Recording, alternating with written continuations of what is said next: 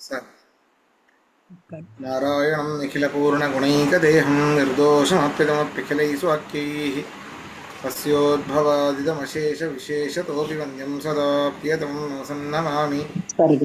कृष्णाय वासुदेवाय हरये परमात्मने प्रणतः क्लेशनाशाय गोविन्दाय नमो नमः। अभ्रमं भङ्गरहितम् अजडं विमलं सदा आनन्दतीर्थमतुलं भजे तापत्रयापहम्। पृथ्वीमण्डलमध्यस्थाः पूर्णबोधमतानुगाः वैष्णवाः विष्णुहृदयाः तान्नमस्ये गुरुं नम। तपस्वाध्यायशुश्रूषा कृष्णपूजारतं मुनिं विश्वेशम् इष्टदं वन्दे परिव्राट् चक्रवर्तिनम्। श्रीगुरुभ्यो नमः। हरिः ओम्। 14ನೇ ಅಧ್ಯಾಯದ 22ನೇ ಶ್ಲೋಕ ಆಗಬೇಕಾಗಿದೆ. ಅದರ ಅರ್ಥ ಆಗಬೇಕಾಗಿದೆ. ಹೌದಾ?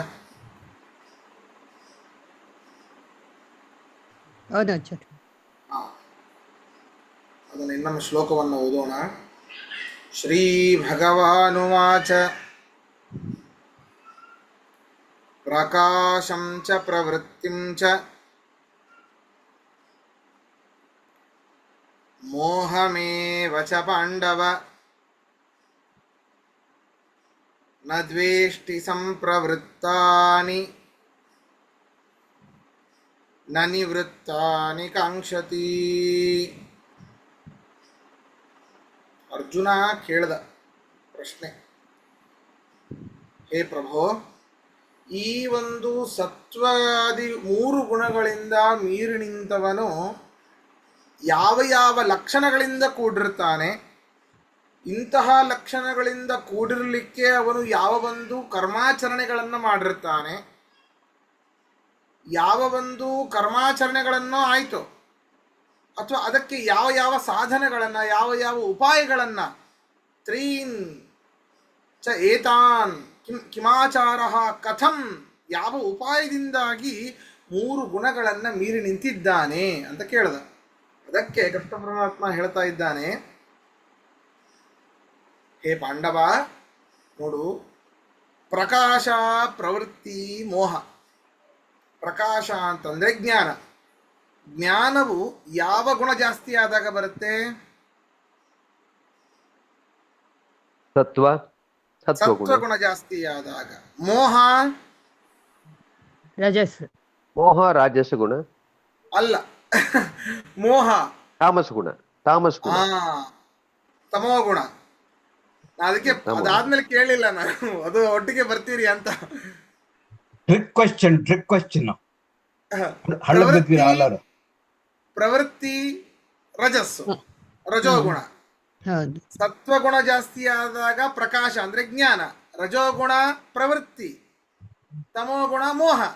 ಈ 3 ಗುಣಗಳು ಅವನಲ್ಲಿ ಇತ್ತು ಅಂತ ಆದರೆ ಯಾವುದನ್ನೂ ಬೇಡ ಅಂತ ಹೇಳೋದಿಲ್ಲ. ನನಗೆ ಬರೀ ಜ್ಞಾನ ಬೇಕು, ಬೇಡ. ನನಗೆ ಬರೀ ಕೆಲಸನೇ ಮಾಡ್ತಿರೋ ಜ್ಞಾನ ತಗೊಂಡು ಏನು ಮಾಡೋದು? ನಮ್ಮ ಅಜ್ಜ ಮುತ್ತಜ್ಜ ಎಲ್ಲ ಓದಿ ಕಟ್ಟಿಟ್ಬಿಟ್ಟಿದ್ದಾರೆ ಮೇಲೆ, ತಗೊಂಡು ಏನು ಮಾಡೋದು? ಪ್ರವೃತ್ತಿ ಅದೇ ಬೇಕು, ಇಲ್ಲ. ಮೋಹ ಬರೀ ಅಜ್ಞಾನ, ಅವನಿಗೆ ಇದರ ಸಂಪರ್ಕವೇ ಇಲ್ಲ, ಅವನಿಗೆ ಪ್ರವೃತ್ತಿಯ ಸಂಪರ್ಕವೇ ಇಲ್ಲ. ಸುಮ್ಮನೆ ಆಲಸ್ಯದಿಂದ ಯುಕ್ತನಾಗಿ ಸದಾಕಾಲ ಮಲ್ಕೊಂಡೇ ಇರ್ತಾನೆ, ಯಾವುದೂ ಇಲ್ಲ. ಬರೀ ಹೀಗೆ ಇದೆ. ನಾನು ಅಜ್ಞಾನಿ ಅಂತ ಗೊತ್ತಿದೆ ಅವನಿಗೆ, ಯಾವುದು ಕೆಲಸ ಮಾಡ್ತಿಲ್ಲ, ಯಾವುದರಲ್ಲೂ ಮನಸ್ಸಿಲ್ಲ ಅವನಿಗೆ. ಇದು ಲೌಕಿಕ ವಿಷಯದಲ್ಲಿ ಅವನು ಲೌಕಿಕ ವಿಷಯಕ ಜ್ಞಾನ, ಲೌಕಿಕ ವಿಷಯಕ ಪ್ರವೃತ್ತಿ, ಲೌಕಿಕ ವಿಷಯಕ ಮೋಹ, ಯಾವುದನ್ನೂ ಕೂಡ ಬೇಡ ಅಂತ ಅನ್ನೋದಿಲ್ಲ. ಪರಮಾತ್ಮ ನನಗೆ ಜ್ಞಾನ ಕೊಡು ಅಂತ ಕೇಳೋದಿಲ್ಲ. ಪರಮಾತ್ಮ ನನಗೆ ಒಳ್ಳೆ ಕಡೆ ಕೆಲಸವನ್ನು ಮಾಡಿಸು ಕೇಳೋದಿಲ್ಲ. ಪರಮಾತ್ಮ ನನಗೆ ಅಜ್ಞಾನವನ್ನು ಕೊಡು ಅಂತ ಕೇಳೋದಿಲ್ಲ. ಬಿಡಿ, ಅವನ ಸ್ವರೂಪಭೂತವಾಗಿ ಇದಿರುತ್ತೆ. ಅವನಿಗೆ ಹುಟ್ಟಬೇಕಾದ್ರೆ ಅದರೊಟ್ಟಿಗೆ by one get one free ಬಂದಿರುತ್ತೆ ಅವನಿಗೆ. ಬೆಳೀತಾ ಬೆಳೀತಾ ಗುರುಗಳ ಉಪದೇಶದಿಂದಾಗಿ ಅಜ್ಞಾನ ನಾಶ ಆಗ್ತಾ ಹೋಗುತ್ತೆ. ಈ 3 ಗುಣಗಳಿಂದ ಏನು ಜ್ಞಾನ, ಪ್ರವೃತ್ತಿ, ಮೋಹ ಇದೆ, ಅದು ಯಾವುದನ್ನೂ ಕೂಡ ಬೇಡ ಅಂತ ಅನ್ನೋದಿಲ್ಲ ಅವನು. ಭಗವಂತನ ವಿಷಯಗಳಲ್ಲಿ, ಲೌಕಿಕ ವಿಷಯದಲ್ಲಿ ನೋಡಿ, ಲೌಕಿಕ ವಿಷಯದಲ್ಲಿ ಅವನು ಬೇಡ ಅಂತ ಅನ್ನೋದಿಲ್ಲ. ಆದರೆ ಪರಮಾತ್ಮನ ವಿಷಯದಲ್ಲಿ ಬೇಕು ಅಂತ ಕೇಳ್ತಾನೆ. ಒಂದು ಫಸ್ಟಿಗೆ ಡೌಟ್ ಬಂತು ನಿಮಗೆ, ಯಾವುದನ್ನೂ ಬೇಡ ಅಂತ ಅನ್ನೋದಿಲ್ಲ ಅಂತಂದರೆ ಎಲ್ಲವೂ ಬೇಕು ಅಂದರೆ ಈ ಮೂರೂ ಗುಣಗಳು ಪರಮಾತ್ಮನ ಅಧೀನವಾಗಿವೆ ಅಂತ. ಇದು ಹೇಳ್ತಿರೋದು ಅಜ್ಞಾನಿಗೆ ಅಲ್ಲ, ಜ್ಞಾನಿಯ ಒಂದು ಲಕ್ಷಣ ಇದು. ಜ್ಞಾನಿಗೆ, ಸ್ವತಃ ಜ್ಞಾನಿಗೆ ಹೇಳ್ತಾ ಇದ್ದಾರೆ. ಜ್ಞಾನಿ ಹೇಗಿರ್ತಾನೆ ಅಂತಂದರೆ ಅದನ್ನೇ, ಈ ಮೂರೂ ಗುಣಗಳನ್ನು ಮೀರಿ ನಿಂತವನು ಯಾವ ಉಪಾಯದಿಂದ, ಯಾವ ಆಚಾರದಿಂದ ಕೂಡಿರ್ತಾನೆ ಅಂತ ಕೇಳಿದ ಪ್ರಶ್ನೆ. ಅವನು ಹೀಗಿರ್ತಾನೆ. ಲೌಕಿಕ ವಿಷಯದಲ್ಲಿ, ಲೌಕಿಕ ವಿಷಯಕ ಜ್ಞಾನ, ಪ್ರವೃತ್ತಿ, ಮೋಹ ಅದನ್ನು ಸಾಮಾನ್ಯವಾಗಿ ಬೇಡ ಅನ್ನೋದಿಲ್ಲ. ಅಂದರೆ ಅಯ್ಯೋ ಆ ಒಂದು ನ್ಯೂಸು ಯಾವುದೋ ಟಿ ವಿನಲ್ಲಿ ಏನೋ ತೋರಿಸಿದ್ರು, ಲೌಕಿಕ ವಿಷಯಕ ಅದು, ಅಲ್ಲಿ ಯಾವುದೋ ಒಂದು ಊರಲ್ಲಿ ಏನೋ ಅನಾಹುತ ಆಗಿತ್ತು, ಅದು ಯಾವುದೋ ಗೊತ್ತಿಲ್ಲ ಅವನಿಗೆ, ಅದರ ಬಗ್ಗೆ ಜ್ಞಾನ ಇಲ್ಲ, ಬೇಡ, ಹೋದರೆ ಹೋಯ್ತು, ಅದನ್ನು ತೊಗೊಂಡು ನಾ ಏನು ಮಾಡಲಿ, ಹೋದರೆ ಹೋಯ್ತು, ಅದು ತೊಗೊಂಡು ನಾ ಏನು ಮಾಡಲಿ, ನನಗೆ ಪರಮಾತ್ಮ ವಿಷಯಕ್ಕೆ ಜ್ಞಾನ ಬೇಕು. ಜ್ಞಾನ ಯಾರಾದರೂ ಒಬ್ರು ಹೇಳಿದ್ರಾ, ಅಯ್ಯೋ ಪರಮಾತ್ಮ ಅವರ ಜೀವನೇ ಇಷ್ಟಿತ್ತು, ಅವರ ಜೀವಿತಾವಧಿಯೇ ಇಷ್ಟಿತ್ತು ಅಂತ ಸಮಾಧಾನ ಮಾಡಿಕೊಂಡು ಅವ್ರಿಗೆ ಒಳ್ಳೆಯದಾಗಲಿ ಅಂತ ಬಯಸ್ತಾರೆ. ತಿಳಿದೇ ಹೋದರೆ ಅಯ್ಯೋ ಗೊತ್ತೇ ಆಗಲಿಲ್ಲ, ಎಂಥ ದುರಂತ ಆಯಿತು, ಸಾಮಾನ್ಯ ಜ್ಞಾನ ನನಗೆ ಇಲ್ಲವೇ ಇಲ್ಲ ಅಂತ ಅವನು ಒಂಥರ ಒಳಗಡೆ ನೋಯೋದು ಇಲ್ಲ. ಈ ರೀತಿ ಲೌಕಿಕ ವಿಷಯಕವಾದ ಜ್ಞಾನ, ಲೌಕಿಕ ವಿಷಯಕವಾದ ಪ್ರವೃತ್ತಿ, ಲೌಕಿಕ ವಿಷಯವಾದ ಅಜ್ಞಾನ, ರೀತಿ ಬೇಡ ಅಂತ ಅನ್ನೋದಿಲ್ಲ. ಆಯ್ತಪ್ಪ, ಬಂದಿತ್ತು, ಎಲ್ಲವೂ ಇದೆ, ಲೌಕಿಕ ವಿಷಯವಾದ ಜ್ಞಾನ, ಪ್ರವೃತ್ತಿ, ಮೋಹ ಎಲ್ಲವೂ ಹೋಯಿತು, ಅಯ್ಯೋ ನನಗೆ ಹೋಗಿಬಿಡ್ತು. ಅರ್ಥಾತ್ ಬಂದಿದ್ದು ಹೋಗೋದಂದ್ರೇನು, ಸ್ಮರಣೆ ಹೋಯಿತು ಅಂತ ಅರ್ಥ. ಎಲ್ಲವನ್ನೂ ತಿಳ್ಕೊಂಡಿದ್ದ, ಏನೋ ಆಘಾತ ಆಯಿತು, ನಮ್ಮವರು ಯಾರು, ನಾ ಎಲ್ಲಿದ್ದೆ, ಏನು ಕೆಲಸ ಮಾಡ್ತಿದ್ದೆ, ಎಲ್ಲ ಪ್ರವೃತ್ತಿಗಳು ಹೋಯಿತು. ಈ ಲೋಟದಿಂದ ಏನು ಮಾಡಬೇಕು, ನೀರನ್ನು ಕುಡಿಬೇಕು ಅನ್ನುವಂತಹ ಜ್ಞಾನವೂ ಹೋಯಿತು, ಪ್ರವೃತ್ತಿ ಸಕಲವೂ ಹೋಯಿತು. ಹೋದಾಗ ಮತ್ತೆ ಬರಬೇಕು ಅಂತ ಅನ್ನೋದಿಲ್ಲ. ಆದರೆ ಅವನು ಪರಮಾತ್ಮ, ಅಲೌಕಿಕನಾದ ಪರಮಾತ್ಮನ ವಿಷಯದಲ್ಲಿ ಬರೀ ಎರಡನ್ನ ಬೇಕಂತಾನಂತೆ, ಜ್ಞಾನ ಮತ್ತು ಪ್ರವೃತ್ತಿಗಳನ್ನು ಬೇಕು ಅಂತ ಅಂತಾನೆ, ಅಜ್ಞಾನವನ್ನು ಬೇಡ ಅಂತಾನೆ. ಅರ್ಥ ಆಯ್ತಾ? ತನ್ನಲ್ಲಿ ಏನೇ ಲೌಕಿಕ, ಅಲೌಕಿಕ ಅಲ್ಲ, ಲೌಕಿಕವಾದ ಜ್ಞಾನ, ಪ್ರವೃತ್ತಿ, ಮೋಹ ಬಂದಾಗ ಬೇಡ ಅಂತ ಅನ್ನೋದಿಲ್ಲ, ಹೋದಾಗ ಅಯ್ಯೋ ಬೇಕು ಅಂತ ಅನ್ನೋದಿಲ್ಲ. ಆದರೆ ಅಲೌಕಿಕ ವಿಷಯಕವಾದ ಪರಮಾತ್ಮ, ಆಧ್ಯಾತ್ಮಿಕವಾದ ಜ್ಞಾನ, ಆಧ್ಯಾತ್ಮಿಕವಾದ ಪ್ರವೃತ್ತಿಯನ್ನು ಮಾತ್ರ ಬೇಕು ಅಂತ ಅಂತಾನೆ, ಅಜ್ಞಾನವನ್ನು ಬೇಡ ಅಂತ ಅಂತಾನೆ. ಇದೆ ಪರಮಾತ್ಮನ ಏನು ಕೇಳಬೇಕು ಅಂತಂದರೆ ಜ್ಞಾನ, ಭಕ್ತಿ, ವೈರಾಗ್ಯ. ಯಾವುದರ ಜ್ಞಾನ? ಪ್ರಾಪಂಚಿಕ ಜ್ಞಾನ ಬಿಟ್ಟು ಬಿಡಿ, ಇವತ್ತಲ್ಲ ನಾಳೆ ಮತ್ತೆ ಅದು ಚೇಂಜ್ ಆಗ್ತಾನೇ ಇರ್ತದೆ, ಇದಕ್ಕಿಂತ ದೊಡ್ಡ ದುರಂತ ಆಗ್ತಾನೇ ಇರ್ತದೆ. ಅಯ್ಯೋ ಹಾಗಾಯಿತು ಅಂದೇಳಿ ನಾವ್ಯಾಕೆ ಕಣ್ಣೀರು ಹಾಕಬೇಕು? ಅವರವರ ಒಂದು ಹಣೆ ಬರಹಕ್ಕೆ ಆಗ್ತಾ ಇರ್ತದೆ. ಆದರೆ ಸ್ವಲ್ಪ ಸಹಾಯ ಮಾಡಿ, ಸಮಯ ವ್ಯರ್ಥ ಮಾಡಬೇಡಿ ಅಂತ. ಅವರಿಗೆ ಧನ ಸಹಾಯವೋ, ದೈಹಿಕ ಸಹಾಯವೋ, ತನುಮನ ಧನದಿಂದಾಗಿ ನೀವು ಸೇವೆಯನ್ನು ಮಾಡಬೇಕು ಅಂತ ಹೇಳ್ತಾ ಇರ್ತಾರೆ, ಆರಾಧನೆ ಬಂದಾಗ ಜೋರಾಗಿ ಹೇಳ್ತಾ ಇರ್ತಾರೆ, ಹೌದಾ? ಹಾಗೆ ಆದರೆ ಸಹಾಯ ಮಾಡಿ, ಧನಗಳಿಂದ, ಮನಸ್ಸಿನಿಂದ ಪರಮಾತ್ಮನಲ್ಲಿ ಬೇಡಿಕೊಳ್ಳೋದು. ಆಗದೆ ಹೋದರೆ ಅದರಲ್ಲಿ ಬಹಳ ಅವನು ದುಃಖಿತನಾಗೋದಿಲ್ಲ. ಬಂದಾಗ ಗೊತ್ತಾಯಿತು ಅಂದರೆ ಬಹಳ ಅಯ್ಯೋ ಹೌದಾ ಇಷ್ಟೇನಾ ಅಂತ ಇರ್ತಾನೆ. ಆದರೆ ಪರಮಾತ್ಮ ಆಧ್ಯಾತ್ಮಿಕ ವಿಷಯವಾದ ಜ್ಞಾನ, ಪ್ರವೃತ್ತಿಗಳು ಇನ್ನೂ ಬೇಕು ಅಂತಾನೆ. ಪರಮಾತ್ಮ ಜ್ಞಾನ ಇನ್ನೂ ಬೇಕು. ಅವರು ನಮ್ಮ ಮಧ್ವಾಚಾರ್ಯರು ಹೇಳಿದ ಒಂದು ಕರ್ಮ ಸಿದ್ಧಾಂತ ಏನಿದೆ, ತಂತ್ರಸಾರ ಸಂಗ್ರಹದಲ್ಲಿ ಏನೇನೋ ಹೇಳಿದ್ದಾರೆ, ಕೃಷ್ಣಾಮೃತ ಮಹಾರ್ಣವದಲ್ಲಿ ಯಾವ ಯಾವ ಆಚಾರಗಳನ್ನು ಹೇಳಿದ್ದಾರೆ, ಅದನ್ನು ಆ ಎಲ್ಲ ಪ್ರವೃತ್ತಿಗಳು, ಆ ಎಲ್ಲ ಕ್ರಿಯೆಗಳನ್ನು ಮಾಡಬೇಕು ಅಂತ ಬಯಸ್ತಾನೆ. ಅಂತಹ ಕ್ರಿಯೆಗಳು ಬೇಕು. ಅವರು ಹೇಳಿದಂತಹ ಕ್ರಿಯೆಗಳನ್ನು ಅಡಾಪ್ಟ್ ಮಾಡಿಕೊಳ್ತಾನೆ ತನ್ನಲ್ಲಿ. ಅಜ್ಞಾನವನ್ನ ಬೇಡ ಅಂತ ಹೇಳ್ತಾನೆ. ಇದು ಸತ್ವಾದಿ ಗುಣಗಳನ್ನ ಮೀರಿ ನಿಂತವನ ಲಕ್ಷಣ ಅಂತ ಹೇಳ್ತಾ ಇದ್ದಾರೆ ಇಲ್ಲಿ. ಇನ್ನೊಂದು ಹೇಳ್ಬೋದು, ಬೇರೆಯವರಲ್ಲಿ ನೋಡಿ, ಬೇರೆಯವರಲ್ಲಿ ತನಗಿಂತ ಒಬ್ಬ ಜ್ಞಾನಿ ಇದ್ದಾನೆ, ಆಧ್ಯಾತ್ಮಿಕ ವಿಷಯಕ ಜ್ಞಾನಿ, ಇನ್ನೊಬ್ಬ ಪಂಡಿತನಿದ್ದಾನೆ, ಅವನಲ್ಲಿ ಒಳ್ಳೆಯ ಆಚಾರಗಳಿವೆ ಅಂತಂದ್ರೆ ಅವನನ್ನು ದ್ವೇಷ ಮಾಡೋದಿಲ್ಲ ಇವನು. ಈ ರೀತಿಯಾಗೂ ಅರ್ಥ ಮಾಡಬಹುದು. ಇನ್ನೊಬ್ಬರಲ್ಲಿ ಜ್ಞಾನ ಪ್ರವೃತ್ತಿಗಳು ಇವನಿಗಿಂತ ಪರಮಾತ್ಮ ವಿಷಯಕವಾದ ಜ್ಞಾನ ಪ್ರವೃತ್ತಿಗಳು ಜಾಸ್ತಿ ಇವೆ, ಅಯ್ಯೋ ನನಗಿಂತ ಜಾಸ್ತಿ ಮಾಡ್ತಾ ಇದ್ದಾನೆ ಅಂತ ಹೇಳಿ ದ್ವೇಷ ಮಾಡೋದಿಲ್ಲ. ಅವನು ಇಷ್ಟು ದಿನ ಅಜ್ಞಾನಿಯಾಗಿದ್ದ, ಈಗ ಯಾರೋ ಒಬ್ಬ ಗುರುಗಳ ಉಪದೇಶದಿಂದಾಗಿ, ಒಳ್ಳೆಯ ಮಂತ್ರದ ಜಪದಿಂದಾಗಿ ಅವನಿಗೆ ಅಜ್ಞಾನ ಹೋಯಿತು. ಅಯ್ಯೋ ಅವನಿಗೆ ಅಜ್ಞಾನ ಬರಲಿ, ಅವನಿನ್ನೂ ಅಜ್ಞಾನಿ ಆಗಲಿ ಅಂತ ಬಯಸೋದೂ ಇಲ್ಲ. ಜ್ಞಾನ ಪ್ರವೃತ್ತಿಗಳು ಇನ್ನೊಬ್ಬರಲ್ಲಿ ಜಾಸ್ತಿ ಆದಾಗ ಅವರನ್ನು ದ್ವೇಷ ಮಾಡೋದಿಲ್ಲ. ಅವನಲ್ಲಿ ಅಜ್ಞಾನ ಹೋದಾಗ ಅವನಿಗೆ ಇನ್ನೂ ಅನಿಷ್ಟ ಆಗಲಿ ಅಂತಲೂ ಕೂಡ ಬಯಸೋದಿಲ್ಲ. ನ ದ್ವೇಷ್ಟಿ ನ ಕಾಂಕ್ಷತಿ, ಬಯಸೋದಿಲ್ಲ. ಸಂಪ್ರವೃತ್ತಾನಿ ನ ದ್ವೇಷ್ಟಿ, ಇನ್ನೊಬ್ಬರಲ್ಲಿ ಜ್ಞಾನ ಪ್ರವೃತ್ತಿಗಳು ಬಂದಾಗ ದ್ವೇಷಿಸೋದಿಲ್ಲ.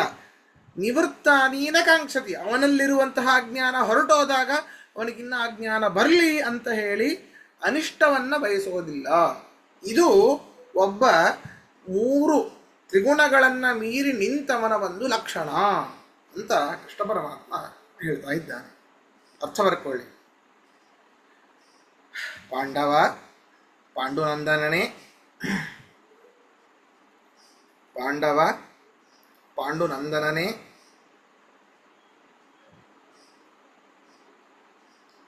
ಪ್ರಕಾಶಂ ಸತ್ವಗುಣದ ಜ್ಞಾನವನ್ನು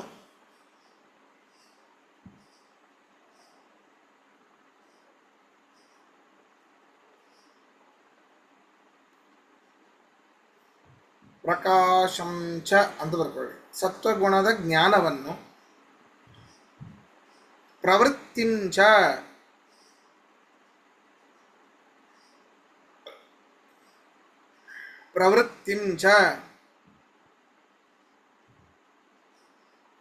ರಜೋಗುಣದಿಂದಾಗುವ ಪ್ರವೃತ್ತಿಯನ್ನು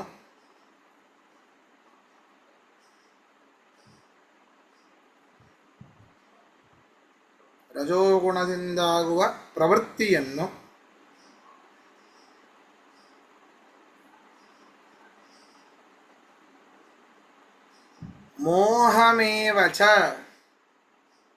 ತಮೋಗುಣದಿಂದಾಗುವ ಅಜ್ಞಾನವನ್ನೂ ಕೂಡ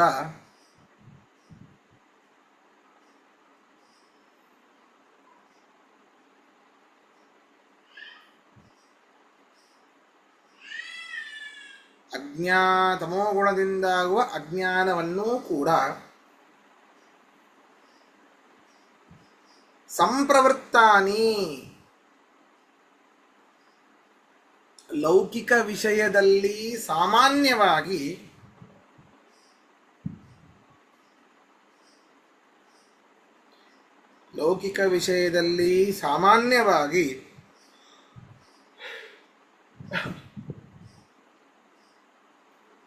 ನ ದ್ವೇಷ್ಟಿ, ಬೇಡವೆನ್ನುವುದಿಲ್ಲ.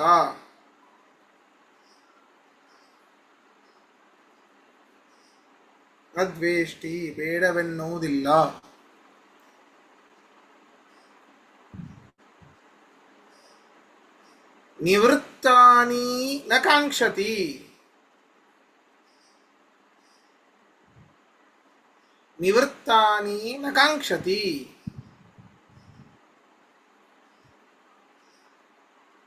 ಈ ಶ್ಲೋಕವನ್ನ ಓದಿದಾಗ ಹಾಗಾದ್ರೆ ಜ್ಞಾನ ಪ್ರವೃತ್ತಿ ಮೋಹ ಬಂದಿದ್ದನ್ನು ಬೇಡ ಅನ್ನೋದಿಲ್ಲ, ಹೋದಾಗ ಬರಬೇಕು ಅಂತ ಅನ್ನೋದಿಲ್ಲ. ಹಾಗೆ ಜ್ಞಾನ ಪ್ರವೃತ್ತಿಗಳು ಬೇಡವಾ? ಬಹಳ ಮುಖ್ಯ. ಲೌಕಿಕ ವಿಷಯಕವಾದ ಜ್ಞಾನ ಪ್ರವೃತ್ತಿ ಮೋಹಗಳು ಬಂದಾಗ ಬೇಡ ಅಂತ ಅನ್ನೋದಿಲ್ಲ, ಹೋದಾಗ ಬರಬೇಕು ಅಂತನೂ ಅನ್ನೋದಿಲ್ಲ. ಆದರೆ ಅಲೌಕಿಕ ವಿಷಯಕವಾದ ಭಗವಂತನ ವಿಷಯದಲ್ಲಿ ಅದು ಈ ಒಂದು ಸಿಗೋದು ಈ ಒಂದು ಲೈನ್ ಸಿಗೋದಿಲ್ಲ ನಿಮಗೆ. ಭಗವಂತನ ವಿಷಯದಲ್ಲಿ ಜ್ಞಾನ ಪ್ರವೃತ್ತಿಗಳು ಬೇಕು ಅಂತಂತಾನೆ, ಅವನ ವಿಷಯಕವಾದ ಅಜ್ಞಾನ ಬೇಡ ಅಂತ ಅಂತಾನೆ. ಅದು ಇಲ್ಲ ಇಲ್ಲಿ, ಅದು ನೆನ್ಪಿಟ್ಕೊಳ್ಬೇಕು ನೀವು. ನಿವೃತ್ತಾನಿ ನ ಕಾಂಕ್ಷತಿ, ಹೋದಾಗ ಮತ್ತೆ ಬರಬೇಕನ್ನುವುದಿಲ್ಲ. ಹೋದಾಗ ಏನು ಹೋದಾಗ?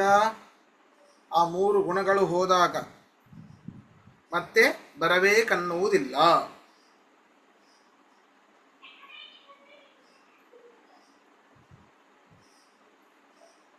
ಅಥವಾ ಇನ್ನೊಂದು ಬರ್ಕೊಳ್ಳಿ,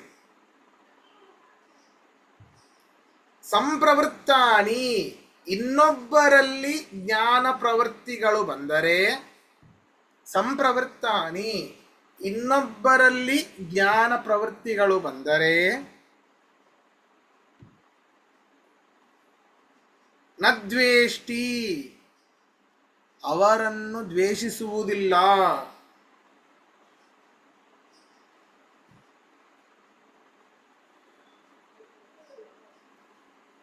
ದ್ವೇಷ್ಟಿ ಅವರನ್ನು ದ್ವೇಷಿಸುವುದಿಲ್ಲ.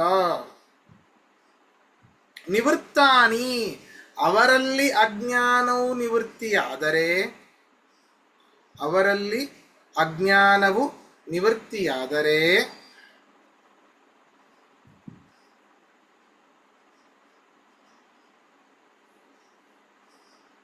ನಕಾಂಕ್ಷತಿ ಅವರಿಗೆ ಅನಿಷ್ಟವನ್ನ ಬಯಸುವುದಿಲ್ಲ.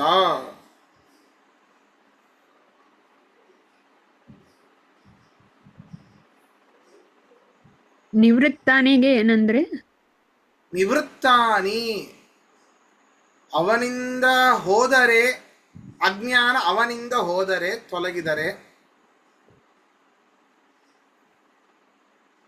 ನಕಾಂಕ್ಷತಿ ಅವನಿಗೆ ಅನಿಷ್ಟ ಬಯಸುವುದಿಲ್ಲ.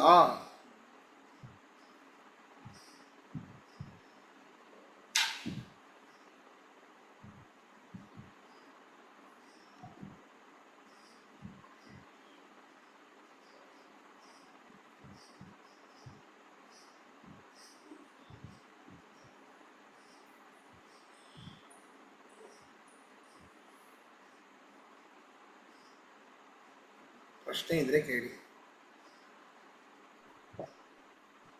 ಪ್ರಶ್ನೆ ಇಲ್ಲ ಆಚಾರ್ಯ. ಅದು ಒಂದು ಸಂಘಟನೆ ಜ್ಞಾಪಕ ಬಂತು. ಯಾವುದೋ ಸ್ವಾಮಿಗಳು ಹೇಳಿದ್ರು ಒಂದ್ಸರ್ತಿ ಇದೇ ಪ್ರಶ್ನೆ ಕೇಳಿದಾಗ, ಕೃಷ್ಣ ಕೇಳ್ತಾನೆ, ಅದ್ರಲ್ಲಿ ಎಲ್ಲಾರು ನಮ್ಮಂತವ್ರು ಹೌದು ಹೌದು ಎಲ್ಲ ನಮ್ಗೆ ಸಾತ್ವಿಕ ಗುಣವೇ ಬೇಕು, ನಮ್ಗೆ ಎಲ್ಲಾರು ಒಪ್ಕೊಂಡ್ರು, ಎಲ್ಲ ಪಾಂಡವರು. ಭೀಮಸೇನ್ ದೇವರು ಮಾತ್ರ ಹೇಳಿದ್ರು ನಮ್ಗೆ ರಾಜಸ ಬೇಕು. ಅದಕ್ಕೆಲ್ಲ ಜ್ಞಾಪಕ ಬಂತಾ? ನೀವೇ ಹೇಳಿ, ಚೆನ್ನಾಗಿ ಹೇಳ್ತೀರಿ. ನೀವೇ ಹೇಳಿ. ಅಲ್ಲೇ ಈ ಪುರುಷಾರ್ಥಗಳಲ್ಲಿ ಯಾವುದು ಧರ್ಮ, ಅರ್ಥ, ಕಾಮ, ಮೋಕ್ಷ, ಅದರಲ್ಲಿ ಯಾವುದು ಶ್ರೇಷ್ಠ ಅಂದಾಗ ಯಾವ್ದ? ಧರ್ಮರಾಜ ಧರ್ಮ, ಆಫ್ಕೋರ್ಸ್. ಅರ್ಜುನ ಬರೀ ಯುದ್ಧ ಮಾಡೋದು, ಅರ್ಥವನ್ನು ತಂದುಕೊಡೋದು. ದುಡ್ಡಿದ್ರೆ ತಾನೇ ಧರ್ಮ ಮಾಡ್ಲಿಕ್ಕಾಗೋದು ಅಂತವನು. ಹಿಂಸೆ ಅಂತ ಹೇಳಿದ್ದಾರೆ ಕಾಮ ಮುಖ್ಯ. ನಿನಗೆ ಯುದ್ಧ ಮಾಡಲಿಕ್ಕೆ ಮನಸ್ಸಿಲ್ಲ, ಕಾಮ ಅಂದ್ರೆ ಆಸೆ. ಯುದ್ಧ ಮಾಡಲಿಕ್ಕೆ ಮನಸ್ಸಿಲ್ಲ ಅಂತಂದ್ರೆ ಅರ್ಥ ಎಲ್ಲಿಂದ ಬರ್ತಿತ್ತು? ಅರ್ಥ ಬಂದ ಮೇಲೂ ಧರ್ಮ ಮಾಡಲಿಕ್ಕೆ ಮನಸ್ಸಿಲ್ಲ ಅಂತಂದ್ರೆ ಧರ್ಮ ಎಲ್ಲಿ ಮಾಡ್ತಿದ್ದೀಯ ಅಂತ. ಕಾಮ ಮುಖ್ಯ ಅಂತ. ಪರಮಾತ್ಮನಲ್ಲಿ ಭಕ್ತಿ ಮುಖ್ಯ, ಕಾಮ. ಅದನ್ನ ನಮ್ಮಲ್ಲಿ ಹಿರಿಯರು ಹಿಂಗೆ ಹೇಳೋರು, ಕೇಳ್ಕೊಳ್ಳುವಾಗ ಆಯಸ್ಸು, ಐಶ್ವರ್ಯ, ಆರೋಗ್ಯ ಕೇಳ್ಕೊಳ್ಳಿ, ಅದರಿಂದ ಜ್ಞಾನಭಕ್ತಿ ವೈರಾಗ್ಯಕ್ಕೆ ಮುಂದುವರಿಯೋದಕ್ಕೆ ಅನುಕೂಲ ಆಗತ್ತೆ ಅಂತ ಹೇಳೋರು. ಮತ್ತೆ ಕಾಮ ಅಂದ್ರೆ ಇನ್ನೂ ಮಾಡಬೇಕು, ಇನ್ನೂ ತರಬೇಕು, ಬರೀ ನಾನೊಬ್ಬನೇ ಸುಖವನ್ನು ಪಡಬೇಕು, ಅದಲ್ಲ. ಅದು ಅನಿಷ್ಟ ಕಾಮ. ಸಾತ್ವಿಕ ಕಾಮ ಮುಖ್ಯ. ಅದು ಎಂಡ್ ರಿಸಲ್ಟ್ ಜ್ಞಾನಭಕ್ತಿ ವೈರಾಗ್ಯಕ್ಕೆ ಅನುಕೂಲ ಆಗಬೇಕು. ಹೌದು ಹೌದು. ನಾನು ವಿರಕ್ತನಾಗಬೇಕು ಅಂತ ಬಯಸ್ಬೇಕಲ್ಲ, ಆ ಕಾಮನೆ ಬರಬೇಕಲ್ಲ, ತದನಂತರ ವಿರಕ್ತನಾಗುವುದು. ನಾನು ಜ್ಞಾನವನ್ನ ಪಡಿಬೇಕು ಅಂತ ಬಯಸೋದು ಆ ಒಂದು ಕಾಮನೆ ಬಂದಾಗ ಗುರುಗಳ ಹತ್ತಿರ ಹೋಗಿ ಜ್ಞಾನವನ್ನು ಪಡೆಯೋದು. ಪರಮಾತ್ಮನ ನಾನು ಅನುಗ್ರಹೀತನಾಗಬೇಕು ಅನ್ನುವಂಥ ಕಾಮನೆ ಬಂದಾಗ ಭಕ್ತಿ ಮೂಡೋದು. ಅದರಿಂದ ಪುರುಷಾರ್ಥಗಳಲ್ಲಿ ಪರಮ ಪುರುಷಾರ್ಥ ಮೋಕ್ಷ, ಆ ಮೋಕ್ಷಕ್ಕೆ ಕಾಮ ಮುಖ್ಯ. ಕಾಮ ಇಸ್ ಈಕ್ವಲ್ ಟು ಭಕ್ತಿ, ಸಾತ್ವಿಕ ಭಕ್ತಿ, ಸಾತ್ವಿಕ ಚಿಂತನೆ. ನಿಜ. ಸರಿ, ಮುಂದೆ ಹೋಗೋಣ. ಉದಾಸೀನವದಾಸೀನೋ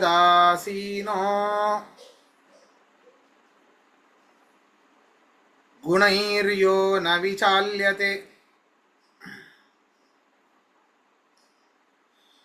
ಗುಣಾ ವರ್ತಂತ ಇತ್ಯೇವ ಯೋವತಿಷ್ಠತಿ ನೆಂಗತೆ.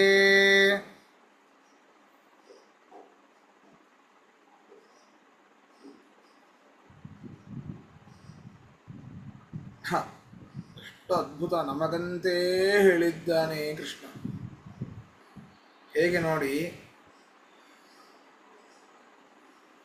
ನಾವು ನನ್ನ ಹಣೆ ಬರಹ ಸರಿ ಇಲ್ಲ, ಅಂದು ಹೀಗೆ ಹಾಗೆ ಅಂತ ನಮಗೆ ನಾವೇ ಬೈಕೊಳ್ತಿರ್ತೀವಿ.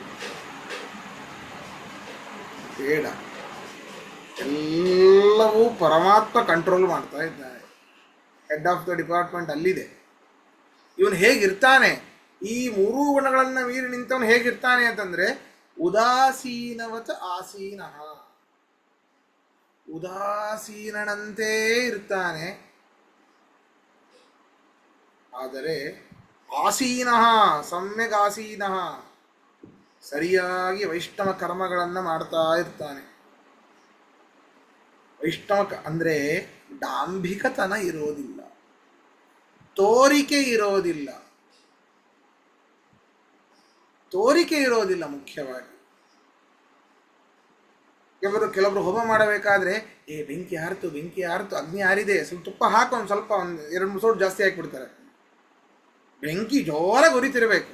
ಹೌದು, ಯಾವಾಗ ಸ್ವಾಹ ಅಂತ ತ್ಯಾಜ್ಯ ಮಾಡ್ತೇವೋ ಆವಾಗ ಹಾಕಬೇಕು.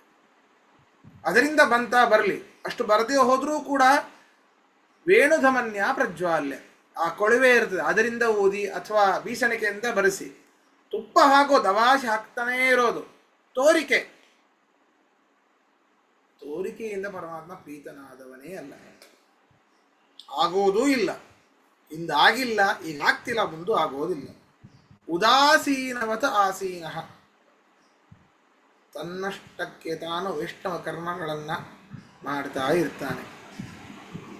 ತನ್ನ ಮನೆಯಲ್ಲಿ ತಾನು ಅಚ್ಚುಕಟ್ಟಾಗಿ ಮಾಡ್ತಾ ಇರ್ತಾನೆ.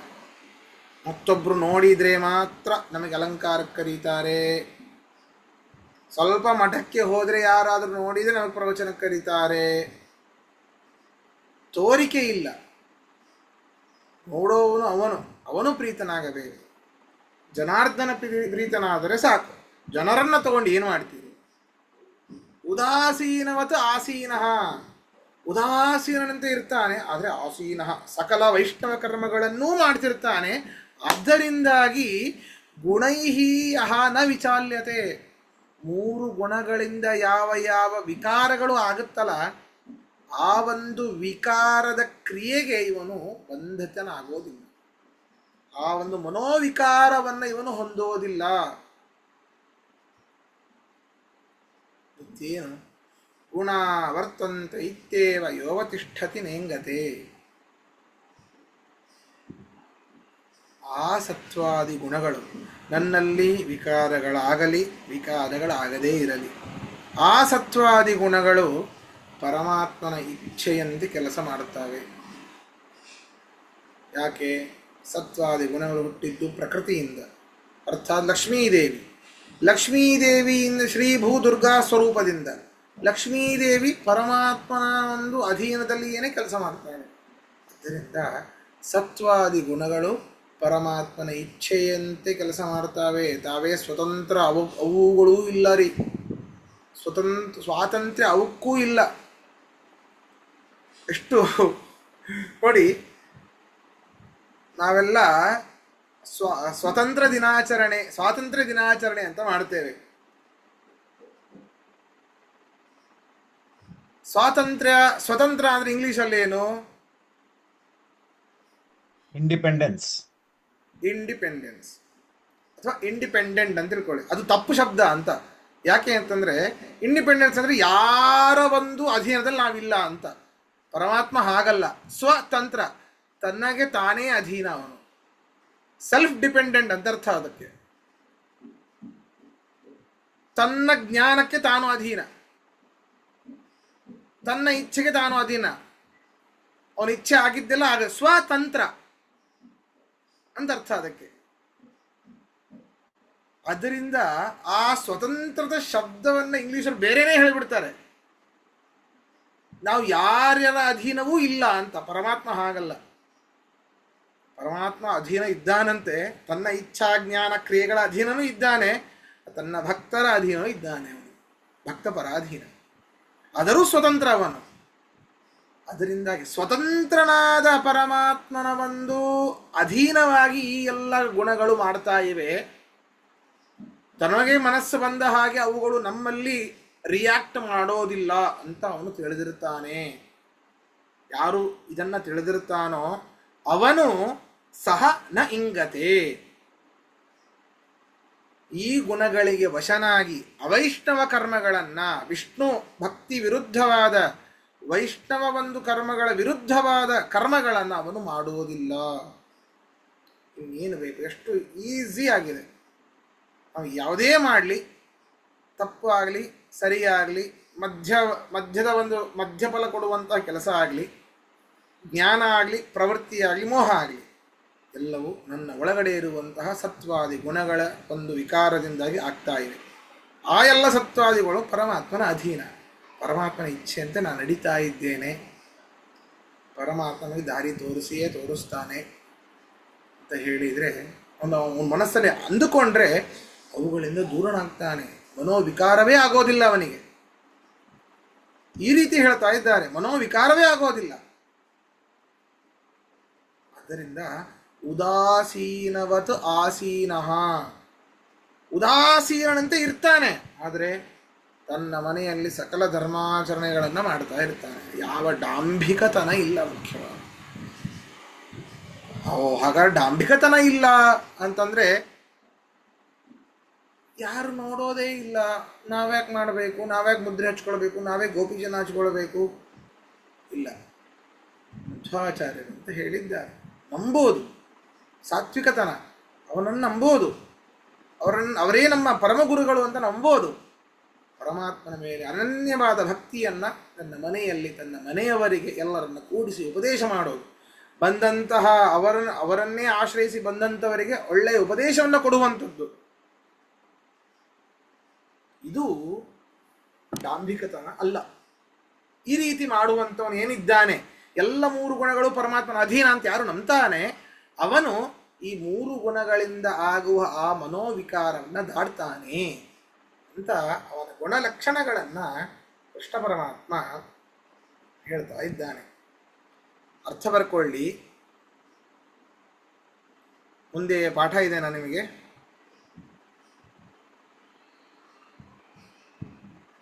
ಇಲ್ಲ, ಪಾಠ ಇಲ್ಲ, ಪಾಠ ಇಲ್ಲ. ಸರಿ, ಇದೊಂದು ಶ್ಲೋಕದ ಅರ್ಥವನ್ನು ಹೇಳ್ತೇನೆ. ಯಹ ಯಾರು ಸತ್ವಾದಿ ಗುಣಗಳನ್ನು ಮೀರಿ ನಿಂತವನು, ಯಹ ಉದಾಸೀನ ಅಂತ ಬರ್ಕೊಳ್ಳಿ, ಕ್ಷಮಿಸಿ. ಯಹ ಉದಾಸೀನವತ್ ಆಸೀನಃ, ಒಟ್ಟಿಗೆ ಬರ್ಕೊಳ್ಳೋ, ಒಂದೇ ಶಬ್ದ ಅದು. ಉದಾಸೀನವತ್ ಆಸೀನಃ ಒಟ್ಟಿಗೆ ಬರ್ಕೊಳ್ಳಿ. ಯಹ ಉದಾಸೀನವತ್ ಆಸೀನಃ, ಯಾರು ಸತ್ವಾದಿ ಗುಣಗಳನ್ನು ಮೀರಿ ನಿಂತ, ಯಾರು ಸತ್ವಾದಿ ಗುಣಗಳನ್ನು ಮೀರಿ ನಿಂತ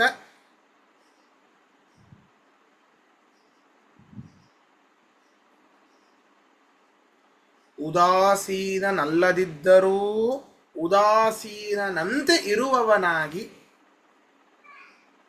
ಉದಾಸೀನನಲ್ಲದಿದ್ದರೂ ಉದಾಸೀನನಂತೆ ಇರುವವನಾಗಿ,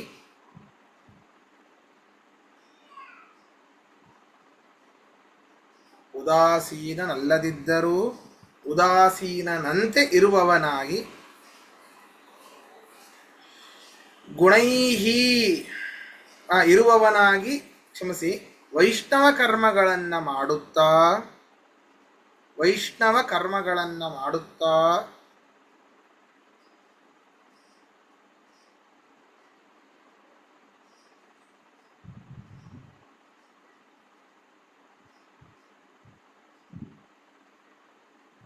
ಗುಣೈಹಿ ಮೂರು ಗುಣಗಳಿಂದ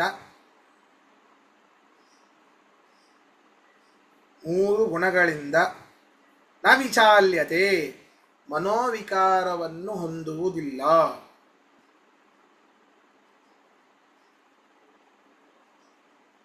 ಮನೋವಿಕಾರವನ್ನು ಹೊಂದುವುದಿಲ್ಲ.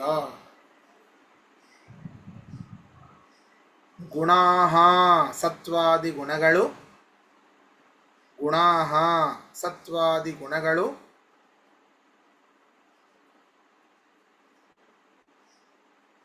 ವರ್ತಂತೆ ಇತ್ಯೇವ, ವರ್ತಂತೆ ಇತ್ಯೇವ ಪರಮಾತ್ಮನ ಇಚ್ಛೆಯಿಂದ ಪ್ರವರ್ತಿಸುತ್ತವೆ.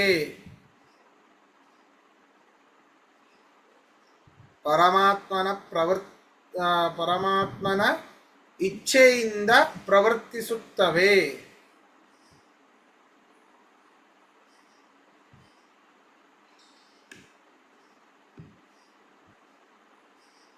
ಹೀಗೆಂದು ಪರಮಾತ್ಮನ ಇಚ್ಛೆಯಂತೆ ಪ್ರವರ್ತಿಸುತ್ತವೆ ಎಂದು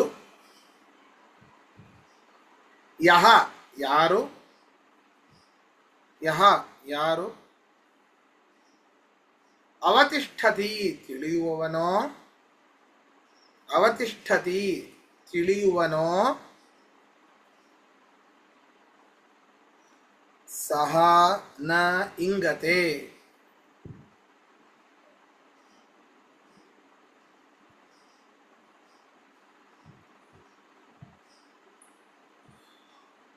ಸಹ ನ ಇಂಗತೆ ಅವನು ಗುಣಗಳಿಗೆ ವಶನಾಗಿ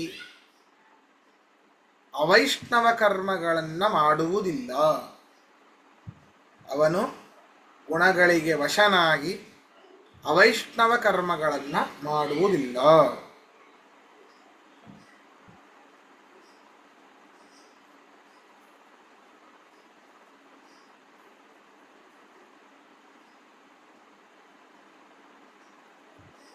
ಪ್ರಶ್ನೆ ಇದ್ರೆ ಕೇಳಿ.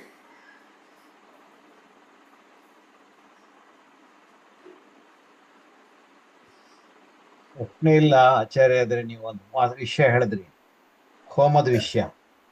ಹಾ, ಅದಲ್ಲಿ ಬರೀ ತುಪ್ಪ ಹಾಕ್ಬೇಕು, ಕಡ್ಡಿ ಹಾಕ್ಬೇಕು ಅಂತ ಅದಲ್ಲ. ಮುಖ್ಯ ಏನಂದ್ರೆ ಅಗ್ನಿ ರೂಪಕ ನಾರಾಯಣ ಅದನ್ನ ಅನುಸಂಧಾನ ಇಟ್ಕೊಂಡು ಮಾಡ್ಬೇಕು. ಅದು ಮುಖ್ಯ. ಅದಿಲ್ದರೆ ಬರೀ ನೀವು ಶೋ ಬಿಸ್ನೆಸ್ ಆಗೋಯ್ತದು. ಹೌದು, ಇದರ ಡಾಲು ಅಂದ್ರೆ ಎಲ್ಲರೂ ಡಾಲ್ತಾರೆ, ಅದ್ರಲ್ಲಿ ಏನು ಸೆನ್ಸ್ ಇಲ್ಲ. ಹೌದು.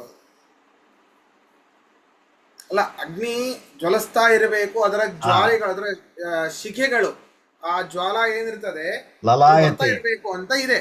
ಹಾ, ಅದಕ್ಕಾಗಿ ಸ್ವಲ್ಪ ಜಾಸ್ತಿನೇ ಹಾಕ್ತಾ ಇರ್ತಾರೆ ಕೆಲವೊಬ್ರು. ಸರಿನಾ? ಅಂದ್ರೆ ಆ ಮುಖ್ಯ ಎದಕ್ಕೆ ಅಂತಂದ್ರೆ ಹಾಕಿದ ಆಹುತಿಗಳು ಸರ್ವವೂ ಹುತ ಆಗಬೇಕು, ಭಸ್ಮ ಆಗಬೇಕು ಅಂತ. ಅದಕ್ಕೋಸ್ಕರವಾಗಿ ಅಗ್ನಿಯನ್ನು ಸರಿಯಾಗಿ ಜೋಪಾನವಾಗಿ ಆಗಾಗ ಕಟ್ಟಿಗೆ ಹಾಕ್ತಾ ತುಪ್ಪವನ್ನು ಹಾಕ್ತಾ ಬರಬೇಕು. ಆ ತುಪ್ಪ ಹಾಕೋದು ತುಪ್ಪ ಹಾಕೋದಲ್ಲ, ಕಟ್ಟಿಗೆಗಳನ್ನು ಹಾಕಬೇಕು. ಅದು ಸ್ವಲ್ಪ ಮಂದ ಆಯ್ತು ಅಂತ ಆದ್ರೆ ಆ ಬಿದಿರು ಕೊಳವೆಯಿಂದ ಅದನ್ನು ಊದಬೇಕು, ಅಥವಾ ಬೀಸಣಿಗೆಯಿಂದ ಬೀಸದ ಮತ್ತೆ ಪ್ರಜ್ವಲಿಸಬೇಕು. ಅದಕ್ಕಾಗಿ ತುಪ್ಪ ಹಾಕೋದಲ್ಲ. ಮುಖ್ಯವಾಗಿ ಫೋಟೋ ಚೆನ್ನಾಗಿ ಬರ್ಬೇಕು ಆಚಾರ್ಯ.